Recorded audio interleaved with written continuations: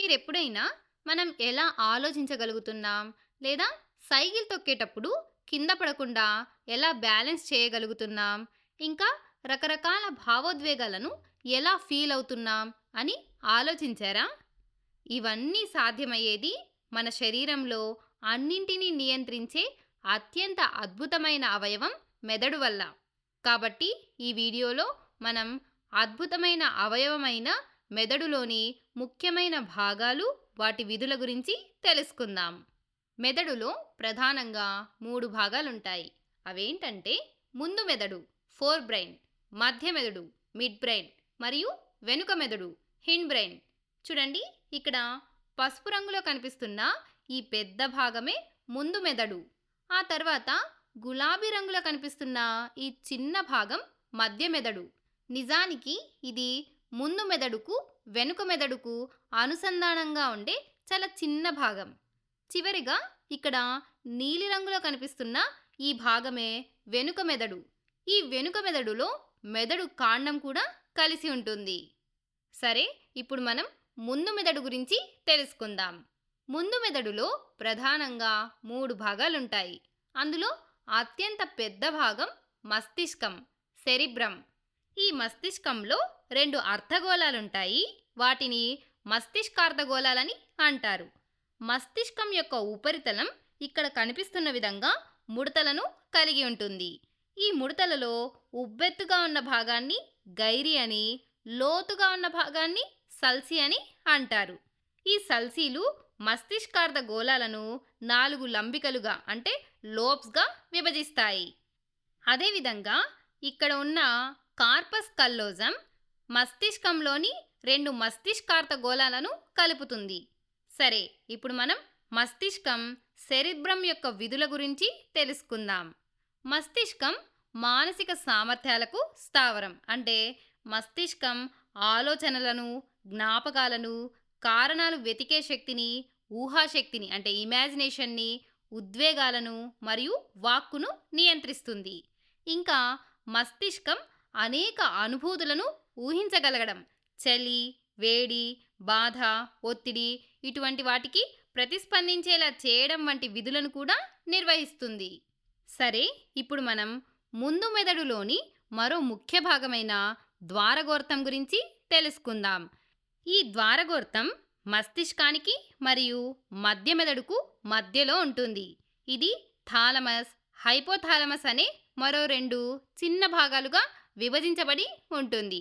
అయితే ఇందులో ఈ హైపోథాలమస్ను వినాల వ్యవస్థ యొక్క ప్రధాన నియంత్రణా కేంద్రమని అంటారు. ఎందుకంటే ఈ భాగంలో ఒక అత్యంత ముఖ్యమైన గ్రంథి ఉంటుంది. అదే పీయూష గ్రంథి, పిట్యూటరీ గ్లాండ్. మీరు ఈ పదాన్ని వినే ఉంటారు కదా. ఇది మన శరీరంలోని ఇతర అంతఃస్రావ గ్రంథులన్నింటినీ అంటే డక్ట్లెస్ గ్లాండ్స్ అన్నింటినీ నియంత్రిస్తుంది. అందుకే ఈ గ్రంథిని మాస్టర్ గ్లాండ్ అని కూడా పిలుస్తాము. అయితే ఈ గ్రంథిని హైపోథాలమస్ నియంత్రిస్తుంది. అందుకే దీన్ని వినాల వ్యవస్థ యొక్క ప్రధాన నియంత్రణా కేంద్రమని అన్నారు. సరే, ఇప్పుడు మనం ద్వారగోర్తం యొక్క విధులను చూద్దాం. ఇది కోపం, బాధ, ఆనందం వంటి భావావేశాలను నియంత్రిస్తుంది. కండరాల కదలికలకు ప్రతిక్రియ, ప్రతిచర్యల కేంద్రాలుగా పనిచేస్తుంది. అంటే రిఫ్లెక్స్ సెంటర్గా పనిచేస్తుంది. అంతేకాకుండా భావోద్వేగాలకు కేంద్రాలుగా ఉండటం, నీటి సమతుల్యత, రక్తపీడనం అంటే బ్లడ్ ప్రెషర్, శరీర ఉష్ణోగ్రత, నిద్ర మరియు ఆకలికి కేంద్రాలుగా ఉండటం దీని విధులు. ఇంకా మధ్య మెదడులో గ్రాణలంబికలు అనే గదాకృతిలో ఉండే నిర్మాణాలుంటాయి. ఇవి వాసనకు అంటే స్మెల్కు సంబంధించిన జ్ఞానాన్ని కలిగించడానికి సహాయపడతాయి. సరే, ఇప్పుడు మీకు ముందు మెదడు అలాగే అందులోని భాగాలు మరియు వాటి విధుల గురించి పూర్తిగా అర్థమైంది కదా. ఇప్పుడు మనం మెదడులోని ఇంకొక ముఖ్యమైన భాగమైన వెనక మెదడు హిండ్ బ్రెయిన్ గురించి తెలుసుకుందాం. ఇది మెదడు చివరి భాగం. ఇందులో 3 ముఖ్యమైన భాగాలుంటాయి. మొదటిది ఉబ్బెత్తుగా ఉన్న పాన్స్ వారోలి. రెండవది మెదడు కాండమని పిలువబడే మజ్జాముఖం, మెడుల్లా అబ్లాంగేటా. ఇక మూడవది ఇక్కడ చెట్టు ఆకారంలో కనిపిస్తున్న నిర్మాణం. దీన్నే చిన్న మెదడు లేదా అనుమస్తిష్కం సెరిబెల్లం అని అంటారు. మొదట మనం అనుమస్తిష్కం సెరిబెల్లంను చూస్తే ఇది మస్తిష్కానికి దిగువన మధ్యముఖానికి పైన ఉంటుంది. దీనిలో రెండు మస్తిష్క గోళార్ధాలు సెరిబ్రల్ హిమస్ఫియర్స్ ఉంటాయి. అయితే ఇక్కడ మీరు మస్తిష్కం అనుమస్తిష్కం మధ్య కన్ఫ్యూజ్ కాకండి. మస్తిష్కం ముందు మెదడులోని అతిపెద్ద భాగం, అదే అనుమస్తిష్కం వెనుక మెదడులోని ఒక చిన్న భాగం. ఇక్కడ మస్తిష్కంలోనూ రెండు మస్తిష్కార్ధ గోళాలు హెమిస్ఫియర్స్ ఉంటాయి. అదేవిధంగా అనుమస్తిష్కంలోనూ రెండు మస్తిష్క గోళార్ధాలు సెరిబ్రల్ హిమస్ఫియర్స్ ఉంటాయి. సరే, ఇప్పుడు మనం ఈ అనుమస్తిష్కం సెరిబెల్లం యొక్క విధులను చూస్తే ఇది శరీర సమతా స్థితిని నియంత్రిస్తుంది. అంటే మనం నడవడం, సైకిల్ తొక్కడం వంటి పనులు చేసేటప్పుడు మన శరీరం నిటారుగా ఉండటానికి, అంటే బ్యాలెన్స్ తప్పకుండా ఉండటానికి మరియు కండరాలు బిగుతుగా ఉండటానికి ఈ అనుమస్తిష్కం సహాయపడుతుంది. దీనివల్ల మనం తూలిపడడం వంటివి జరగవు. అలాగే అనుమస్తిష్కం మస్తిష్కం నుండి ప్రారంభమైన నియంత్రిత చలనాలను కూడా నియంత్రిస్తుంది. ఇంకా అనుమస్తిష్కం స్వయంచాలకంగా జరిగే చలన సంబంధమైన జ్ఞాపక శక్తిని, మోటార్ మెమొరీని నియంత్రిస్తుంది. అయితే ఇక్కడ మీరు మోటార్ మెమొరీ అంటే ఏంటి అని అడగచ్చు. మనం సైకిల్ తొక్కేటప్పుడు పెడల్స్ ఎలా తొక్కాలి అని ఆలోచించము, అది దానంతట అదే జరిగిపోతుంది. అలాగే మనం కీబోర్డ్ మీద టైప్ చేస్తున్నప్పుడు ఏ అక్షరం ఎక్కడ ఉందో అని మనం ఆలోచించకుండానే మన వేళ్ళు వాటంతట అవే వేగంగా కదులుతాయి. ఈ విధంగా మన ప్రమేయం లేకుండా ఆటోమేటిక్గా జరిగే చలన సంబంధమైన జ్ఞాపక శక్తినే మోటార్ మెమొరీ అని అంటాము. ఇక వెనుక మెదడులోని చివరి భాగం మధ్యాముఖం, మెడుల్లా ఆబ్లాంగేటా. ఇది వెనుక మెదడులోని పాన్స్ వారోలి నుండి ప్రారంభమై వెన్నుపాము వరకు వ్యాపించి ఉంటుంది.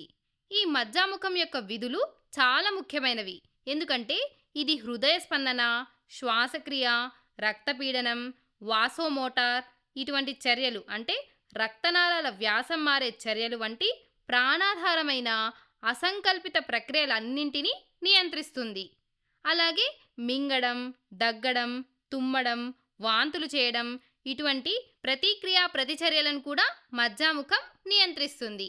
మరి పాన్స్ వారోలి ఏం చేస్తుందని మీకు డౌట్ రావచ్చు. పాన్స్ కూడా కొన్ని రకాల అసంకల్పిత నియంత్రణలను, ఉదాహరణకు నిద్రను, శ్వాసక్రియ చక్రాన్ని నియంత్రిస్తుంది. ఇప్పుడు మనం చివరగా మెదడులోని చాలా చిన్న ప్రాంతమైన మధ్య మెదడు, మిడ్ బ్రెయిన్ గురించి తెలుసుకుందాం. ఇది మందంగా, దృఢంగా ఉన్న చిన్న కాడ వంటి భాగం. ఇది ముందు మెదడును అనుమస్తిష్కంతోనూ వెనుక మెదడులోని పాన్స్ను కలుపుతుంది. దీని విధులు జ్ఞాన ప్రచోదనాలను మస్తిష్క వల్కలం నుండి, వెన్నుపాము నుండి హైపోథాలమస్కు పంపడం. అదేవిధంగా మధ్య మెదడు దృష్టికి మరియు వినడానికి సంబంధించిన ప్రతిక్రియా ప్రతిచర్యలను చూపుతాయి. ఈ విధంగా మన మెదడులోని ప్రతి భాగం, అది ముందు మెదడైనా, మధ్య మెదడైనా, వెనుక మెదడైనా మన నిత్య జీవితంలో ఎంతో కీలకమైన, ప్రత్యేకమైన పాత్రను పోషిస్తుంది. మెదడు పనితీరు వల్లే మనం ఈ అద్భుతమైన జీవితాన్ని గడపగలుగుతున్నాం.